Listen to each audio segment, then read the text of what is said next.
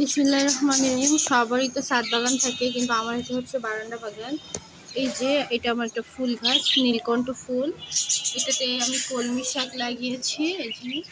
আর এটা হচ্ছে পুঁই শাক, একটা সিম গাছ, এটা হচ্ছে ঝাল গাছ, এটা হচ্ছে ঘাস ফুল গাছ, এটা হচ্ছে মানি প্লান্ট, এই যে তুলসী গাছ, এটা হচ্ছে লেমন গ্রাস, বেগুন গাছ, কলা ফুল গাছ, এটা হচ্ছে বট গাছ। এই বট গাছটার বয়স কিন্তু প্রায় 10 থেকে 11 বছর হয়ে গেছে অলমোস্ট।